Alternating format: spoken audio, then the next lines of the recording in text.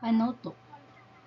Tukuyin kung ano ang kaugnayan ng sumusunod na salita sa araling pagtupad ng pamilya sa tungkulin sa kapwa.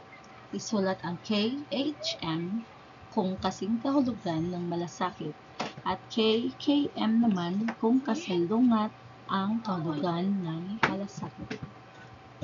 Number 1. Pag-aalala.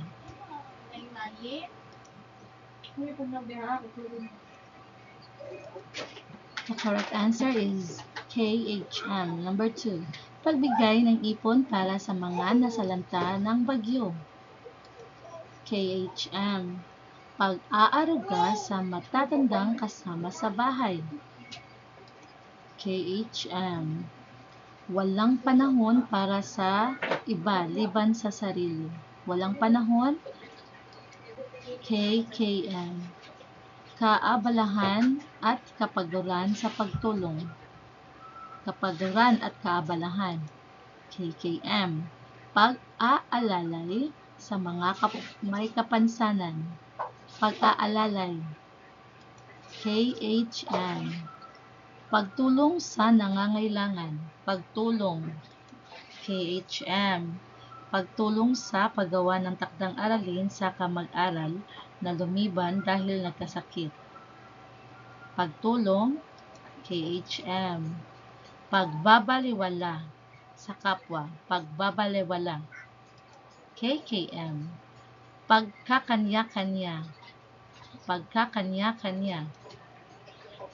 KKM.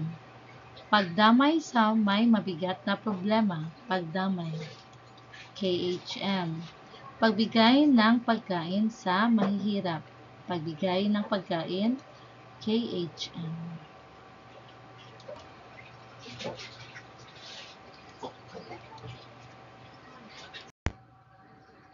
Test 2.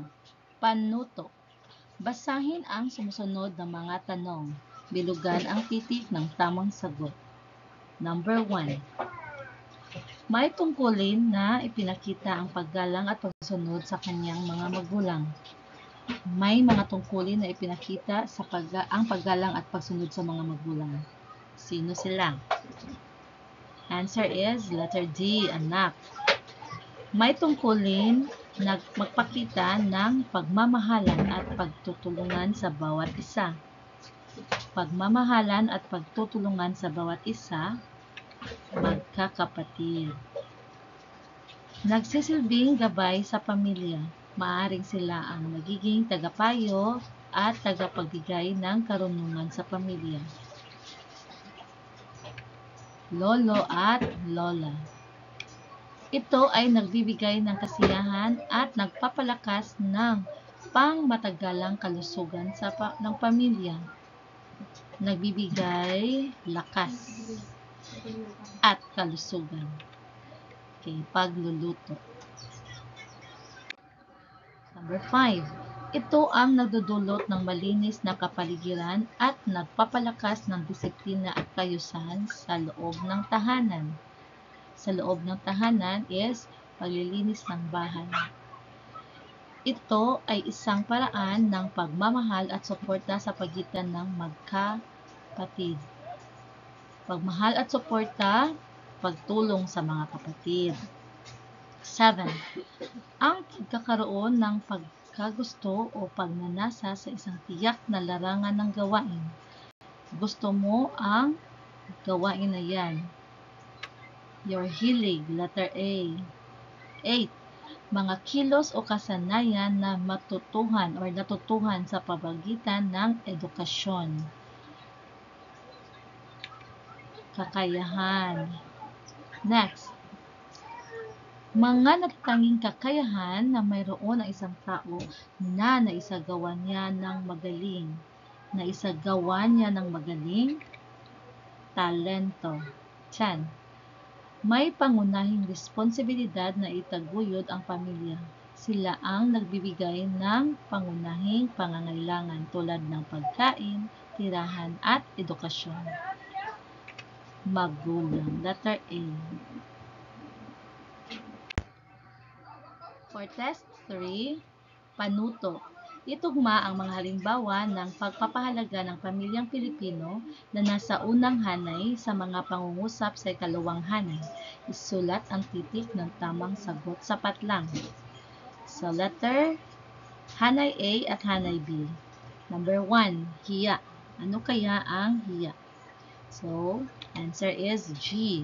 Namumutla ako. So, ikaw ay nahiya. Number 2, pakikisama. Pakikisama, the correct answer is letter E. Sige, sasama ako sa grupo. Number 3, mapagmalasakit. Mapagmalasakit is letter H. Handa kitang tulungan. So, handa kitang tulungan, ikaw ay mapagmalasakit. 4, mahabagin. Mahabagin is letter B, naawa ako sa iyo. So, naawa is you are mahabagin. 5, paggalang. C, kukunin ko po ito. So, mayroong salitang po, paggalang. Next, damayan or simpatya. Ano kaya yan? Damayan or simpatya is letter A, huwag malungkot, nandito ako. So, ikaw ay may simpatiya or may pinakitang pagdamay. Number 7, pagpapahalaga sa pamilya. Letter F, sobrang mahal ko, pamilya ko. So, mayroong salitang pamilya. Number 8, utang na loob. Utang na loob is letter D. Ito ang kapalit. Ito ang kapalit. So, may utang na loob. May kapalit. Next.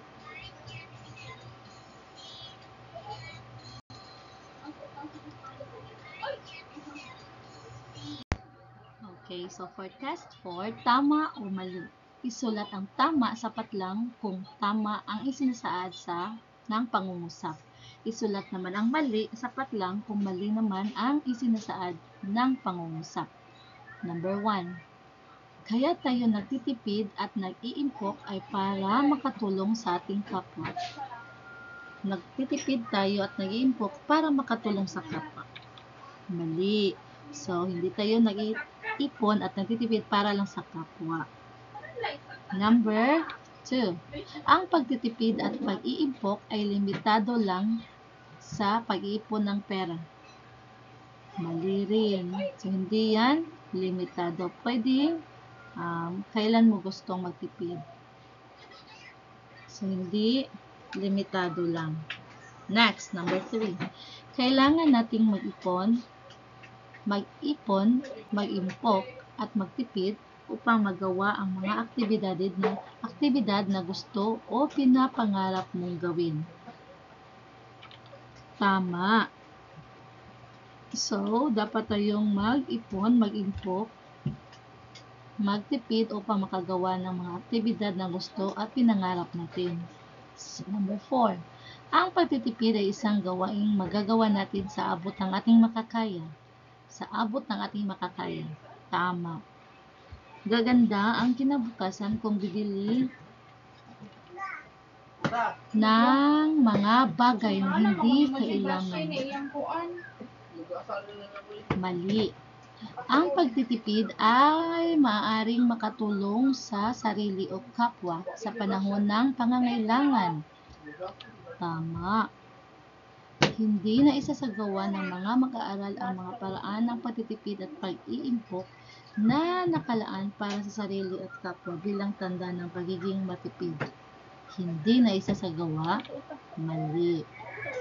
Ang pagtitipid at pag-iimpok ay mahalagang disiplinang pansarili na dapat tinunan upang matugunan ang pangangailangan ng sarili at sa kapwa sa takdang panahon. Ang pagtitipid at pag-iimpok ay mahalagang disiplinang pansarili.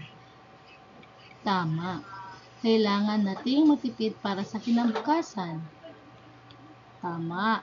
Ang pagiging matipid ay maaaring isama sa kalaman sa pananalapi o financial literacy. Tama. Next. Last. Test. Panuto. Una ng mga salita batay sa paksang natutuhan. Piliin ang tamang sagot sa mga salita sa kahon. So, meron tayong pamilya, paunlarin, payo o tulong, kakayahan, at magsanay. So, number 1. Ang blank ay mga kilos o kasanayan na natutuhan sa pamamagitan ng edukasyon, pagsasanay o karanasan. Kakayahan. So, ang kakayahan ay matutunan natin yan sa pamamagitan ng edukasyon, pagsasanay o karanasan. Number 2.